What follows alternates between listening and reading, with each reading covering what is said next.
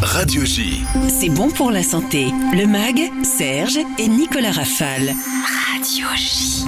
C'est bon pour la santé, le magazine. Bonjour à toutes et à tous, chères auditrices, chers auditeurs. Bonjour, docteur Serge Rafale. Bonjour, comment Nicolas. Ça va bien. En forme.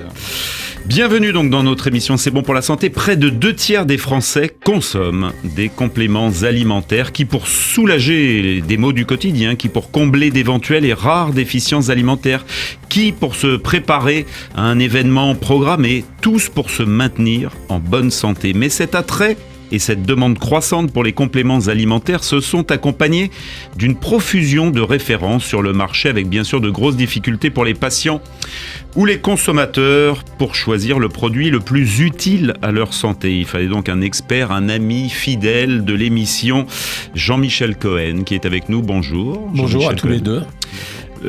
Fidèle de l'émission, hein, vous êtes venu à peu près 63 fois dans cette émission. Ça c'est doit bon être pour ça, la santé. mais je viens à chaque fois avec plaisir. Alors. Voilà, donc un expert comme vous, voilà, et vous venez avec le petit dernier, complément alimentaire. Faites le bon choix chez First Edition. On a plein de questions évidemment à vous poser tout au long de ce C'est bon pour la santé spécial complément alimentaire. La première partie avec le docteur Serge Rafale. Radio J. C'est bon pour la santé. Le MAG, Serge et Nicolas Rafale. Radio J.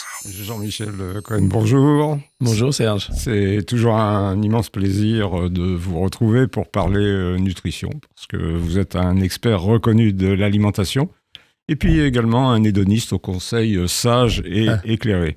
Et ce plaisir est cette fois-ci décuplé, car vous nous proposez un outil original qui n'existait pas et que nous attendions, quasi indispensable devant l'offre pléthorique de compléments alimentaires à présent à notre disposition. C'est ainsi que de plus en plus de nos concitoyens, soucieux de devenir quelque part acteurs de leur santé, se trouvent devant des linéaires de plus en plus fournis, sur lesquels se trouvent dans des packagings attrayants de plus en plus de produits aux compositions qui parfois impossible de déchiffrer, mais qui annoncent en termes vagues comme aider, renforcer, améliorer, permettent de contourner la législation sans revendiquer un effet thérapeutique, mais avec des promesses de gains santé. Et ce choix s'avère finalement délicat, le prix n'étant pas toujours le critère de qualité et d'efficacité. Absolument. Alors, fort de votre expérience incontestable, vous passez au crible, je crois, 500 produits qui composent les principales catégories, donc ce n'est pas exhaustif, des compléments qui nous permettent, votre ouvrage, d'opérer le choix le plus efficace. Alors, à l'instar du Nutri-Score, nous avons reçu professeur Serge Herzberg il y a quelques semaines, vous optez pour un système simple, non pas de couleurs et de lettres, mais d'une description argumentée des produits, composition, dose recommandée, intérêt, efficacité, présence ou non d'excipients, et parfois d'une appréciation positive, le coup de cœur, composition intéressante, susceptible d'efficacité, ou négative, coup de mou, mal composé, efficacité douteuse, afin de nous guider ou nous aider dans notre choix. Ouvrage très complet qui couvre l'ensemble de la pathologie. J'ai extrait 3 chapitres. Le point sur les compléments alimentaires, l'immunité, les infections saisonnières et le surpoids, que nous détaillerons et qui explicite votre démarche, laissant à nos auditeurs la possibilité de découvrir l'ensemble dans votre livre ou d'aller sur les produits qui les concernent plus directement. Les compléments alimentaires, un marché en plein boom. Ah oui, c'est d'ailleurs ce qui a suscité l'écriture de ce livre. C'est la réalité, c'est que moi-même j'étais dans la pharmacie de ma fille et je regardais autour de moi et je voyais des linéaires remplis avec impossibilité pour moi de discriminer lequel était bien, lequel n'était pas bien. Et en fait, comme j'avais l'habitude d'avoir écrit des guides sur les aliments, je me suis dit au fond, ça serait peut-être intéressant de vérifier ce qu'il y a d'authentique entre la promesse et la réalité. Et j'ai commencé ce travail au début sans mesurer l'importance du boulot, c'est-à-dire je ne me rendais pas compte. Et puis progressivement, c'était un nouveau monde. Par exemple, quand vous regardez un produit, de temps en temps, vous avez le nom en latin, donc allez donc savoir comment ça marche. Quand on vous dit Crocus sativus, pour moi, médecin, ça signifiait rien. Et après, j'apprenais que c'était du safran. Et au fur et à mesure, j'allais chercher dans la bibliographie médicale l'intérêt et l'importance d'un produit dans telle ou telle indication. Et ce qui a été très original, c'est que de temps en temps, sur certains produits, il n'y avait aucune corrélation entre ce qui était proposé comme produit et l'indication pour laquelle c'était donné. Autrement dit, vous vouliez par exemple avoir une peau en meilleur état, on vous donnait un produit qui était bon pour la digestion. Et c'est ça ce que j'ai voulu souligner, c'est qu'en fait c'est devenu un business et que dans ce business, ce qui est un peu dommage, c'est que il y a une partie des produits qui sont de très bonne qualité et il y a une autre partie des produits qui sont vraiment juste du business. Ça veut dire que le gars, il a été voir un industriel, en général dans le sud de la France ou en Italie, il a fabriqué une formule ou il l'a pas fabriquée, le fabricant lui en a proposé une, il l'a mis dans une petite gélule, puis dans une bouteille, puis dans une boîte et il le met en vente. Après, son obligation légale, c'est juste de dire qu'il l'a mis en vente et de dire ce qu'il y a dedans. La législation prévoit une liste de plantes autorisées et elle prévoit des quantités à ne pas dépasser, mais elle prévoit pas plus. Et derrière, basta, c'est fini. Si ça se vend, c'est uniquement sur l'impact de la suggestion ou du marketing qui a été réalisé. C'est pour ça que de temps en temps, à la télévision, vous avez les blockbusters, c'est-à-dire des gens qui ont beaucoup d'argent, qui font la promotion de leurs produits. Allez donc savoir s'il est bon ou non. On en parlera pour les produits pour l'amaigrissement. Donc personne n'est capable de vérifier. Ça, j'ai voulu le vérifier et je suis arrivé à des conclusions assez étonnantes. La demande, Jean-Michel, est boostée par un renouvellement, une démocratisation, encore que le niveau d'études élevé intervienne, un rajeunissement des consommateurs. Et j'ai lu que 20% des enfants prenaient d'ailleurs des compléments alimentaires donnés par les mamans. Absolument. Et historiquement, ces compléments étaient l'apanage des dames. Ça reste le cas, et des personnes âgées. Et les jeunes générations sont les nouvelles cibles, plus actrices de leur forme physique et de leur santé. Il faut dire que la population à l'heure actuelle se méfie des médicaments. On a régulièrement des alertes négatives pour nous dire que tel produit, le dernier en date, ça a été par exemple les produits contre le rhume où on utilisait des vasoconstricteurs, c'est-à-dire ces produits qui resserrent les artères, qui les contractent et qui donc améliorent le rhume. Il y a eu une alerte en disant que ces produits étaient possiblement dangereux. Voilà. Donc les gens retiennent que les médicaments donnés pour le rhume ne sont pas bons. Ensuite, on a eu l'effet Covid, où là, il y a eu une bagarre médicale entre ce qu'il faut donner, pas donner, les risques à prendre, le vaccin, tel médicament, etc. Donc les gens, progressivement, ont fait cette réflexion stupide en disant, au fond, pourquoi je ne commencerais pas par prendre des compléments alimentaires, d'où la promotion de ce marché qui augmente d'environ entre 10 et 15% chaque année avec une régularité incroyable et maintenant qui intéresse les grands laboratoires. Ça veut dire que ça a été ma surprise de voir que les gros labos, ils ont tous un département complément. Maintenant, ils ont un département complément alimentaire parce qu'ils ne veulent pas passer à côté de ce marché. Des produits, les compléments alimentaires, pour traiter quoi ? Vous expliquez dans votre livre que 20% des achats concernent le stress et le sommeil, 15% le tube digestif et la détox, on en dira un mot, 15% l'énergie et la vitalité, 10% l'immunité, et que ça a explosé effectivement avec c'est le les Covid. grosses catégories. Alors, faut-il, Jean-Michel, consommer des compléments alimentaires quand on sait que les déficits sont finalement assez rares ?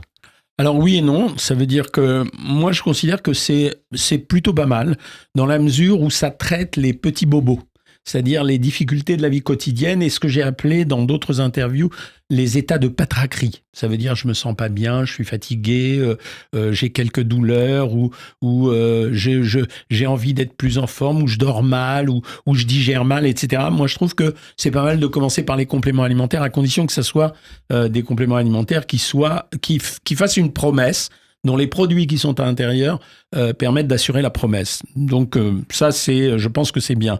De là à imaginer comme certains que cela va guérir certaines pathologies qui sont beaucoup plus lourdes, non, sûrement pas.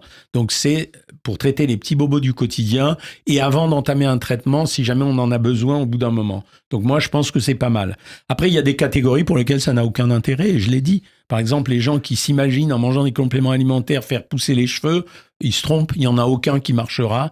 Les gens qui pensent que on va pouvoir traiter, par exemple, une maladie ou des troubles de la digestion qui ne sont pas des troubles fonctionnels, mais qui sont des vrais troubles fonctionnels par les compléments alimentaires, non. On ne traite pas une pneumopathie avec les compléments alimentaires, mais par contre, pour des choses très simples comme l'anxiété, le nervosisme, les crampes musculaires, la fatigue, oui, je pense que c'est pas mal. C'est pas mal de les prendre, en tout cas de commencer par ça. Vous répondez à une question, sont-ils efficaces ? Et vous dites, en fait, cette question est redoutable. Certains sont convaincus de leur utilité, d'autres avancent l'absence de preuves scientifiques d'efficacité. Et vous dites, ce qui est important, c'est le ressenti des patients. Eh oui, alors je vais vous donner un exemple type. Quand vous avez des douleurs articulaires, aucun complément alimentaire ne traitera l'inflammation. L'inflammation, elle sera traitée par les anti-inflammatoires. Par contre, quand ils ont testé, et dans une étude en double aveugle, l'efficacité des compléments alimentaires sur la douleur, on avait une efficacité à 83% pour les compléments alimentaires et à 75% pour les antalgiques traditionnels. Les auteurs de cette étude ont conclu en disant que c'était vraisemblablement l'effet placebo qui intervenait sur cette douleur qui avait un caractère subjectif. Mais entre prendre un antalgique et prendre un complément alimentaire, je vais vers le complément alimentaire, en tout cas pour la douleur. J'y vais pas pour l'inflammation, mais j'y vais pour la douleur. Donc voilà un exemple type où on n'a pas été capable de déterminer s'il y avait une véritable action, mais il y avait cliniquement une amélioration. Donc oui, je vais vers le complément alimentaire.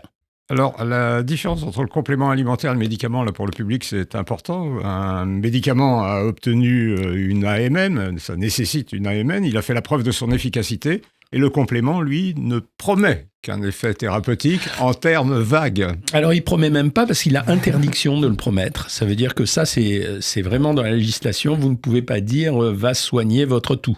Vous pouvez dire « tout ». Et après, la personne imagine que ça va soigner sa toux. Vous pouvez dire améliorera possiblement vos fonctions respiratoires. Et c'est vous qui vous dites ça va les améliorer.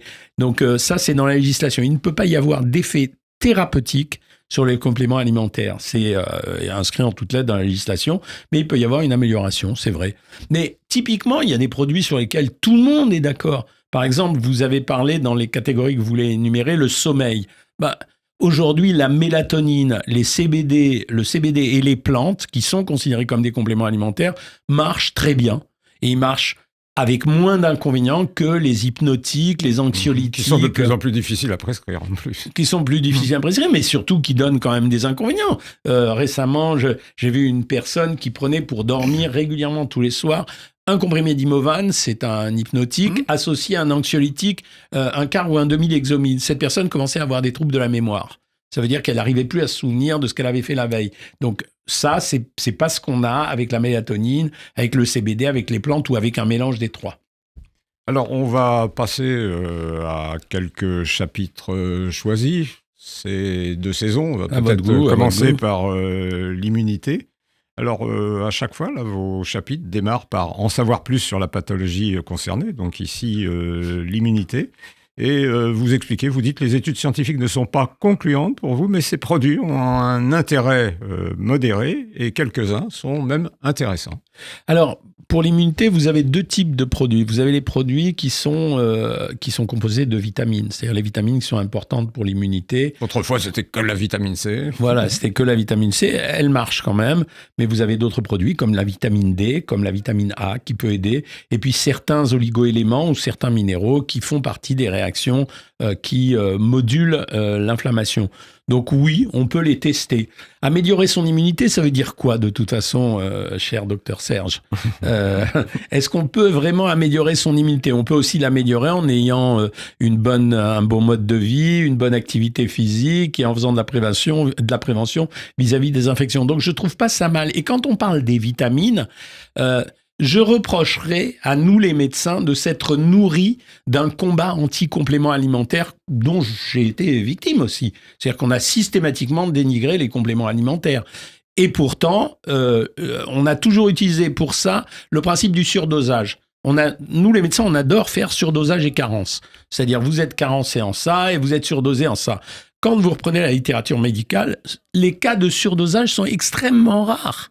Il ne concerne que des gens qui ont un comportement pathologique vis-à-vis de la prise des médicaments. Donc, à la limite, quand quelqu'un va prendre un produit pour l'immunité avec du zinc, de la vitamine D, de la vitamine C, que voulez-vous qu'il risque ? Si ça améliore son immunité ou s'il pense que ça améliore son immunité, parce qu'il y a aussi un facteur psychologique là-dedans, il n'y a pas de raison de l'en priver. Donc, je raisonne comme ça aujourd'hui. Alors, il n'y a pas que les vitamines, les produits pour l'immunité, il y a des glucides complexes, il y a des plantes, il y a les bêta-glucanes, voilà, qui sont des produits... qu'on peut trouver dans les aliments. Regardez, par exemple, il y avait une étude qui m'avait beaucoup amusé sur les champignons. Quand on a donné 100 grammes de champignons tous les jours à des gens par rapport à un groupe qui n'en prenait pas, on a retrouvé un taux d'immunoglobuline, c'est-à-dire ce qui nous protège des infections, qui était supérieur dans leur salive. Donc, les champignons qui contiennent des bêta-glucanes sont un protecteur de l'immunité. Pareil avec l'ail. Vous savez, on parle beaucoup de l'ail. On a comparé les symptômes de quelqu'un qui prenait de l'ail tous les jours, d'un groupe de personnes, à des gens qui n'en prenaient pas. Les deux avaient la grippe, les symptômes étaient minorés dans ceux qui mangeaient de l'ail et pas chez les autres. Pourquoi ? Parce que ça contient de l'aïline qu'on peut trouver dans l'ail, mais qu'on pourrait trouver dans un complément alimentaire aussi. Donc, pourquoi ne pas prendre ça ?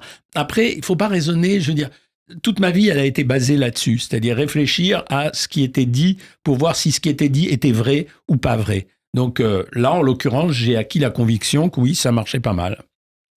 Les sirops contre l'atout. Ça, c'est pour m'énerver, qui m'a intéressé. L'atout, réflexe naturel de défense qu'il faut respecter.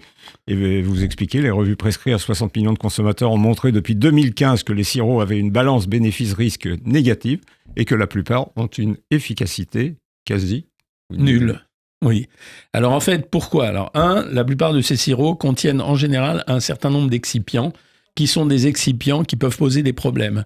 Et ça, c'est ce qui m'a ahuri dans ce livre. C'est-à-dire qu'autant on s'est battu sur les additifs alimentaires et toute la population fait attention à ça aujourd'hui, autant personne ne regarde comme excipient. On s'en fout complètement. Dans les compléments alimentaires, on s'en fout. Il y a des colorants, il y a des conservateurs, il y a des gommes, il y a tout ce que vous voulez dans les sirops. Donc, à la limite, on ne comprend pas pourquoi. Le principe actif qui marche le mieux dans le sirop, c'est l'élément visqueux. Ça veut dire c'est le côté visqueux du produit. Donc, pourquoi aller prendre un sirop qui contient des produits qui ne servent absolument à rien ? On utilise le principe des plantes qui sont des plantes apaisantes, mais bon, apaiser une toux, c'est pas forcément évident. Et donc, le miel, à mon avis, je vais faire plaisir à tous ceux qui pratiquent les remèdes de grand-mère. Le miel aura exactement la même efficacité que le sirop. Simplement, il est moins cher et plus agréable à consommer. Il y a un seul sirop pour lequel j'ai eu un petit coup de cœur. Il y a eu 2 sirops. C'était le sirop de Marube, qui est un vieux truc, qui semblerait avoir été efficace. Il y avait en tout cas un papier qui montrait qu'il fonctionnait et un sirop qui s'appelait le sirop de Harlem. Alors, allez donc savoir pourquoi les études faites sur ce sirop, si elles ont été bien faites, montraient qu'il était plus efficace sur la toux que les autres. Oui, on est surpris parce que l'huile de Harlem, là, dans votre ouvrage, il y a un coup de cœur. Alors, il y a du soufre biodisponible, mais aussi de l'huile de térébenthine qui, en fait, régule la sécrétion bronchique. Comme quoi, il ne faut pas avoir d'a priori. Non. Voilà, alors bien évidemment, je voulais évoquer le mal de gorge, enfin c'est sur le même principe, mais je ne peux pas ne pas parler de la gestion du poids et de la minceur, parce qu'il y a quand même un business de la graisse. Écoutez, je vais vous raconter une anecdote qui vient d'arriver. Depuis quelque temps, l'intelligence artificielle s'est autorisée à prendre des vidéos que j'ai tournées sur diverses télés. Et en début de la vidéo, on a en général soit le journal de 20h, soit n'importe quel présentateur. Puis derrière, ce présentateur explique que j'ai trouvé le remède moi-même, que j'ai trouvé le remède miracle contre l'obésité. Et derrière, en chopant ma vidéo et en utilisant l'intelligence artificielle, on me dit des trucs, on me fait dire des trucs dingos, comme quoi grâce à ce produit, on maigrira sans faire de régime, sans se priver, etc. Eh bien, sachez que nous recevons à mon bureau 5 coups de téléphone par jour depuis environ 1 mois pour que les gens vérifient si c'est le cas ou non. Plein de gens m'écrivent en me disant qu'ils ont commandé ce produit, qu'il n'est pas arrivé, ou d'autres me disent qu'ils ont acheté le produit, ils ont payé 189 € pour ce produit ou 169 €, et tout est faux. Ça veut dire là, vous ne parlez pas de l'antidiabétique, vous parlez vraiment d'un fake complet. C'est un fake complet dont je suis la victime. Et ce qui prouve que les gens sont tellement à l'affût d'une solution pour les faire maigrir, qui soit une solution miraculeuse, que tout le monde plonge. Donc comprenez que pour les compléments alimentaires, c'est exactement la même chose. Ça veut dire que vous mettez un complément alimentaire en vente en vous promettant de vous faire maigrir.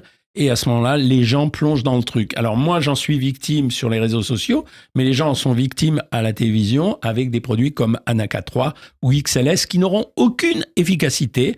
Et notamment, l'un d'entre eux, je crois que c'est XLS, qui écrit qu'il a une formule brevetée originale. Alors moi, vous dites le laboratoire misait sur le mystère. Oui, il misait sur le mystère. Et moi, j'ai été regarder la formule. Et en fait, c'est faux. Il n'y avait pas de formule magique. C'était l'excipient utilisé qui était donc le produit qu'on utilisait pour le faire avaler aux gens, qui était un produit breveté, c'était pas le produit lui-même. Donc c'était vraiment une double arnaque. Mais comme à grand renfort de publicité, les gens sont séduits par l'idée de pouvoir maigrir, ils l'achètent. Et ce qui est important pour le labo, c'est de faire du chiffre d'affaires. C'est pas de traiter les gens. Un seul produit m'a intéressé. C'est ce qu'on appelle l'acide gymnémique, qui semblerait, qu'on trouve dans le gymnéma, qui semblerait augmenter la dépense d'énergie. Voilà, mais à des doses qui restent quand même assez fines. Et c'est un produit qui est extrait de l'orange amère. Alors attention, c'est pas de l'orange sanguine, c'est de l'orange amère. Si bien qu'il y a un produit qui se vend sur Internet qui s'appelle le Morosil, qui utilise ce principe, mais le gars s'est trompé. C'est-à-dire qu'il a confondu l'orange amère avec l'orange sanguine. Donc en fait, c'était parti d'une bonne idée de sa part, mais il s'est trompé d'orange. Donc le produit, le Morosil, ne marchera pas non plus. Je voudrais que vous disiez un mot sur les brûle-graisses, parce que pour le public qui est confronté à ces problèmes de surcharge pondérale, l'image est parlante. Vous dites que c'est un terme vague et vulgaire. Oui, c'est un terme vague parce que brûle-graisse, personne ne peut brûler la graisse, ça part avec un chalumeau. Et pour brûler la graisse dans le corps humain, il faut augmenter la dépense d'énergie. Donc ça n'existe pas un brûle-graisse de cette façon-là. Donc le mot brûle-graisse, c'est un mot qui évoque aux gens la possibilité, toujours pareil, de maigrir sans faire de régime. Alors, et avec des slogans évocateurs, Jean-Michel, vous disiez qu'effectivement, on n'a pas le droit d'utiliser des termes médicaux. Alors ça aide à la gestion du poids, ça favorise la dégradation des graisses, ça aide à capter les graisses, ça détoxifie, ça draine, ça brûle. Voilà, c'est des mots vagues, mais le marché se fait. Alors, de temps en temps, en fait, l'effet qui marche, c'est comme d'habitude l'effet placebo. Ça veut dire que, par exemple, quand vous prenez une gélule pour maigrir, ça peut peut-être soutenir votre effort à contrôler votre alimentation. Mais bon, autant mettre de la poudre de perlimpinpin ou du sucre. Hein. Pas l'effet placebo tout seul, vous dites l'effet placebo plus le marketing. Oui, bien sûr, il faut les deux. Il faut être convaincu soi-même. Ça s'appelle la pensée magique. Nous, on sait beaucoup son importance en nutrition, la pensée magique. Ça veut dire l'imaginaire de ce qu'on consomme peut nourrir notre cerveau et donc influencer nos réactions. La détox, très à la mode, le mot est à toutes les sauces, vous dites ça ne correspond à aucune réalité. Rien, vous savez très bien, vous êtes médecin comme moi, on a 2 usines de détoxication qui fonctionnent très bien, le foie et le rein. Soit ils sont malades et dans ce cas-là, il faut les guérir, soit ils sont pas malades et le corps se lave pas comme une assiette. La vraie détox, en général, c'est pour ça qu'on trouve de l'artichaut et toujours des produits qui font boire et qui ramènent de l'eau. La vraie détox, en général, c'est manger maigre et peu. C'est-à-dire manger pas de sucre, pas de graisse et peu de calories et boire beaucoup. C'est ça la détox. Information importante pour nos auditeurs, l'excès de graisse n'est pas une accumulation de toxines. Non, pas du tout. Non, voilà, on est au terme de la première partie de notre entretien et je repasserai la parole, bien entendu, à Nicolas. Merci Jean-Michel. À tout de suite. Vous venez d'avoir un complément de Jean-Michel Cohen pendant 22 minutes et puis donc vous vous sentez mieux, c'est normal, c'est la mi-temps. De C'est bon pour la santé, le MAG. Non, mais on peut prendre combien de Jean-Michel Cohen par jour à peu près? Écoutez, j'en délivre assez régulièrement, 2 fois par semaine en live. Et on va parler, en deuxième partie, Serge, on va parler oméga 3, spiruline, curcumine, tout ça. On continue la discussion et puis Vladimir sera avec nous pour nous raconter un peu l'avant et l'après opératoire, les compléments alimentaires dans le rôle de l'avant et de l'après opératoire. À tout de suite. Radio J. C'est bon pour la santé. Le MAG, Serge et Nicolas Rafal. Radio J.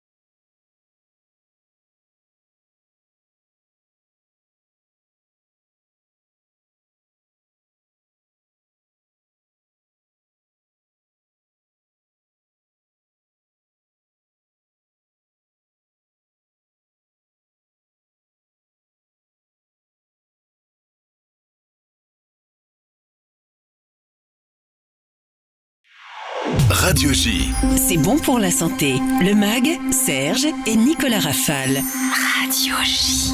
Deuxième partie de C'est bon pour la santé, le MAG. On est toujours avec Jean-Michel Cohen. C'est un plaisir de vous accueillir pour Compléments alimentaires. Faites le bon choix, paru chez First Édition. Alors on a balayé dans la première partie cette utilisation des compléments alimentaires. On a vu plus que leur percée à travers un déploiement marketing, commercial. Est-ce qu'ils remplacent les compléments alimentaires ? Est-ce que la nourriture seule, est-ce que l'alimentation seule peut permettre à un individu de se sustenter sans le besoin de recourir aux compléments alimentaires? Alors avant on disait, dans les années 80-90, on disait qu'une alimentation de type occidental qui dépassait les 1400 calories par jour n'avait nullement besoin d'être complétée par quoi que ce soit, sauf cas exceptionnel. Le problème, c'est que notre alimentation a considérablement changé. On mange beaucoup plus transformé qu'auparavant et on mange moins préparé à la maison. Donc, ça veut dire qu'on ne sait pas vraiment ce qu'on mange comme on le savait auparavant. On le sait ce qu'on mange quand on voit son assiette, mais on ne sait pas ce qu'il y a dedans vraiment, puisque c'est quelqu'un d'autre qui a préparé pour vous ou vous avez acheté de l'industriel. Donc oui, on a sûrement plus besoin de compléments alimentaires qu'auparavant, sauf dans le cadre des alimentations extrêmement riches, c'est-à-dire dès que vous passez 2000 calories par jour, vous avez pléthore de tout. Mais aujourd'hui, oui, j'ai tendance à penser que dans le contexte actuel, on en a plus besoin qu'auparavant. D'ailleurs, les gens ne s'y sont pas trompés. Alors, peut-être qu'il y a un effet placebo. Et les labos non plus. Et les labos non plus. Donc, ils complètent leur alimentation avec quelques minéraux. Et puis, en plus, vous voyez, j'ai appris quelque chose. Les dosages biologiques ne sont pas toujours utiles. Alors, 2 exemples.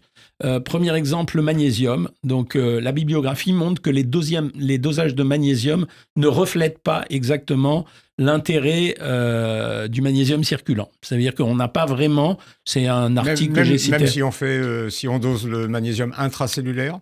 Tu le doses pas tous les jours, ça, reconnais-le. Mais on n'arrive pas à savoir. Donc, et comme il n'y a pas de surdosage en magnésium, et que le magnésium est utile pour le stress, la nervosité, l'endormissement, la performance physique, la récupération musculaire, il n'y a aucune raison de ne pas prendre du magnésium régulièrement ou même par cure régulière. Ça, c'est le premier exemple.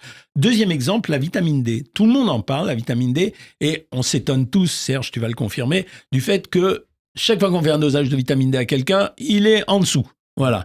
Alors, on se demande si c'est parce que quelle que soit la saison, parfois. Quelle que soit la saison, donc si la norme a changé, est-ce que la norme n'est pas excessive ? Donc, ça veut dire que comme nous, on se rassure avec des chiffres en médecine. C'est-à-dire, on se rassure parce que, le magnésium est pas écrit en gras sur l'analyse, la vitamine D pareil. Mais en fait, c'est quand même, on se rassure, on n'a pas de certitude de l'impact et de l'efficacité du produit sur notre corps.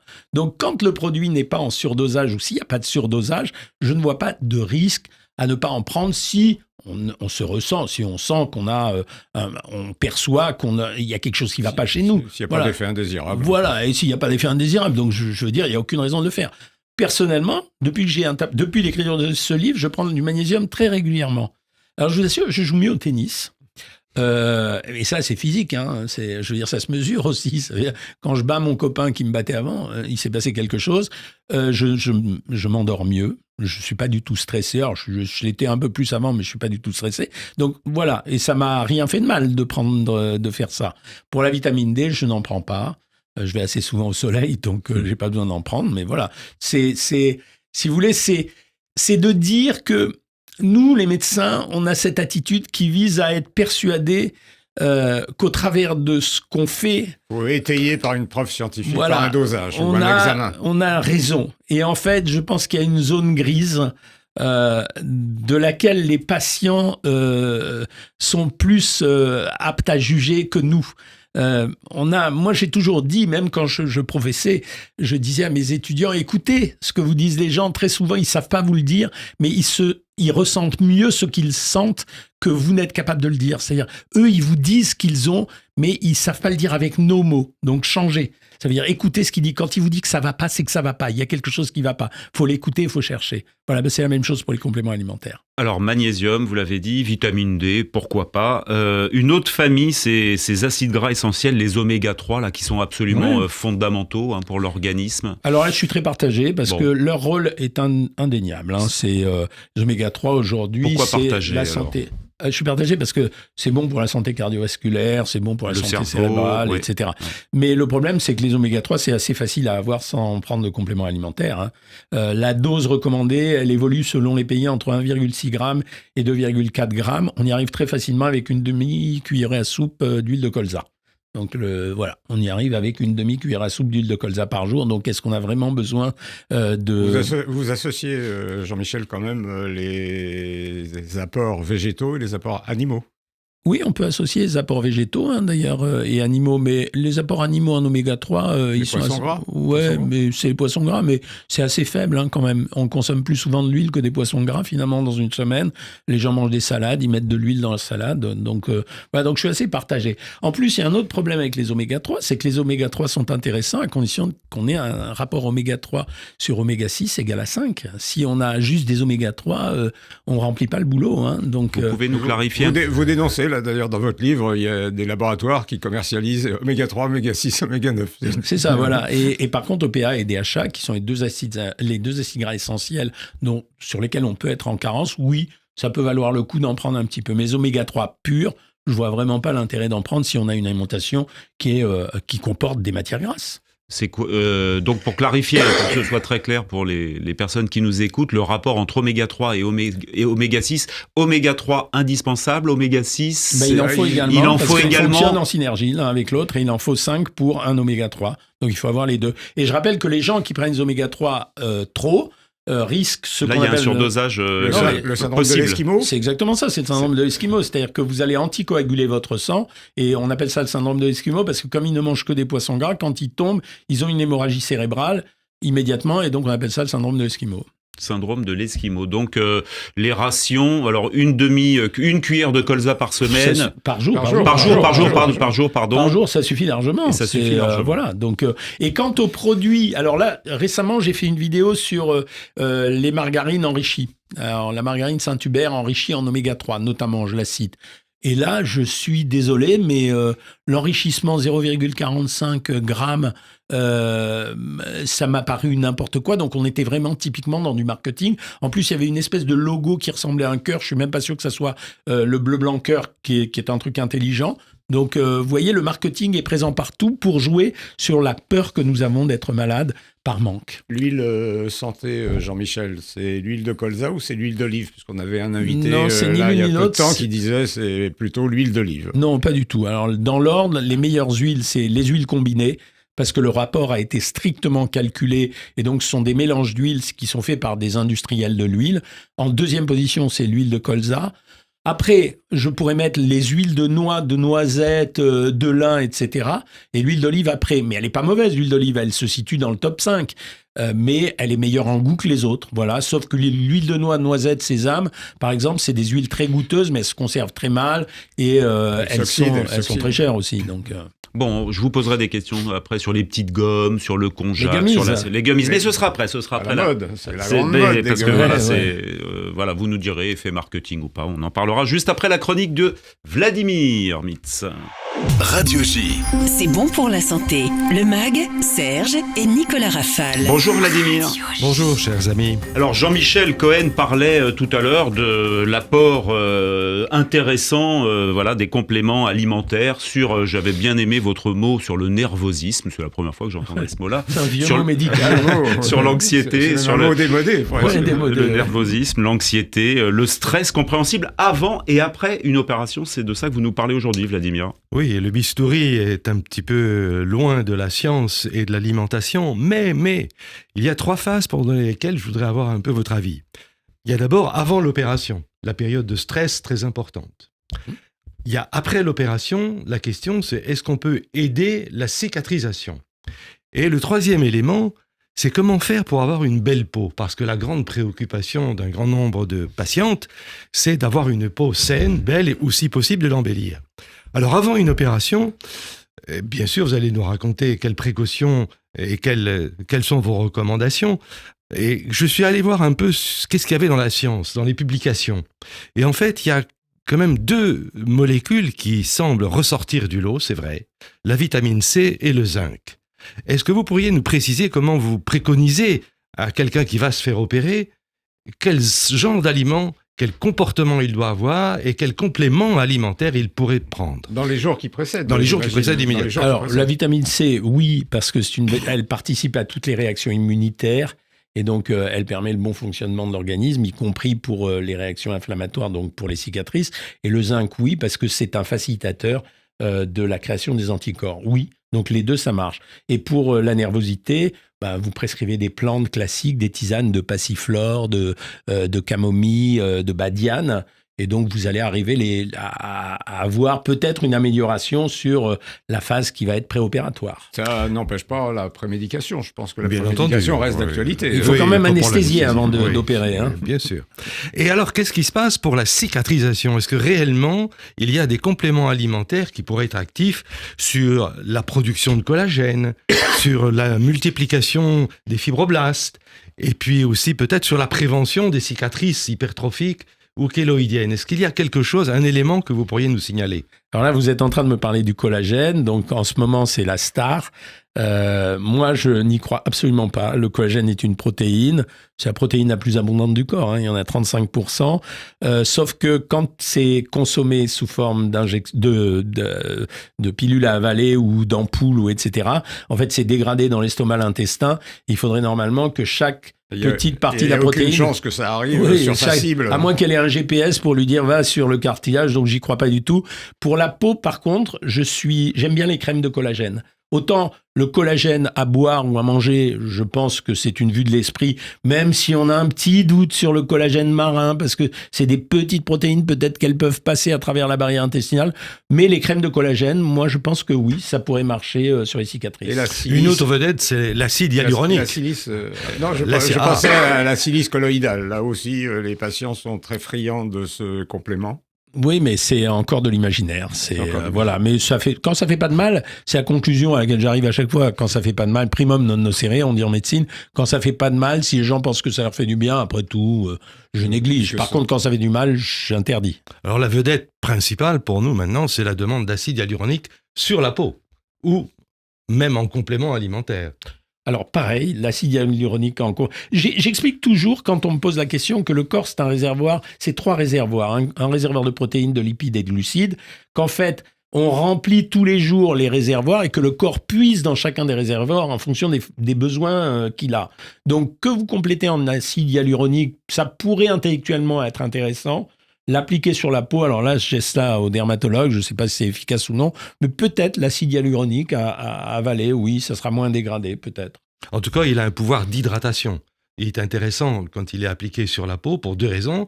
D'abord, il crée une sorte de vernissage au niveau de la peau parce qu'il va tapisser et entraîner un véritable aspect verni, brillant de la peau. Et d'autre part, il a cette caractéristique d'absorber de l'eau d'une façon importante, ce qui regonfle un petit peu les tissus. Moi, je suis convaincu que les cosmétiques sont intéressants. Alors, je ne dis pas ça parce que mon épouse Myriam est docteur en cosmétologie, mais je suis persuadé que c'est intéressant parce que l'aspect de la peau, on ne peut le travailler que sur l'extérieur. Donc, les crèmes me paraissent intéressantes, oui. Et dernière question, quel genre de fruits faut-il manger pour avoir une belle peau, en dehors des compléments alimentaires? Les abricots. Les abricots. Le bêta-carotène, essentiellement. Ouais, c'est en général pour ça. Alors, il y a les fruits qui m'intéressent le plus, c'est le raisin, parce qu'on trouve les polyphénols de raisin, c'est intéressant pour la circulation. D'ailleurs, la vigne rouge, on en trouve dans beaucoup de compléments alimentaires. Et l'abricot à cause de la vitamine A. Et donc, les produits orangés, voilà, ça m'intéresse. Actuellement, peut-être des produits kaki kiwi, par exemple. Oui, j'ai une petite réserve sur le kaki, c'est un peu plus riche que les autres fruits, mais bon, le kiwi, si tu veux, pour la vitamine C, mais c'est pas le fruit le plus riche en vitamine C. Hein.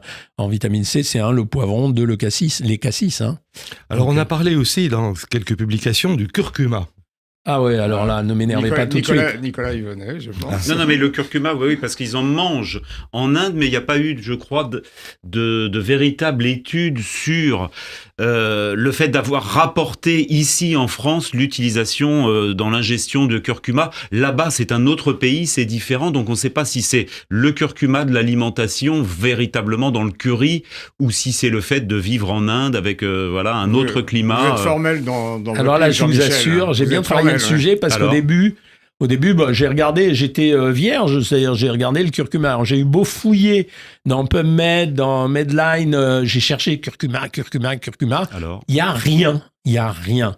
La bonne réputation du curcuma, elle vient du fait qu'il y a moins de cancers apparemment en Inde que dans les pays occidentaux. Donc, on a pensé que c'était le curcuma qui était responsable de ça. Donc, les gens mangent du curcuma sur cet argument. Il n'y a absolument rien de scientifique. Ça a été testé environ 150 fois. Et en fait, ils n'ont rien trouvé. Le cancer, Donc, c'est plurifactoriel, on le bien sait. sûr. Et donc, finalement, le curcuma, ça fait partie de ces produits comme la berbérine que les gens avalent avec régularité, qui ne servent absolument à rien. Mais je préfère que les gens mangent du curcuma pour en mettre sur leur riz plutôt qu'acheter des gélules de curcuma parce que ça ne marche pas.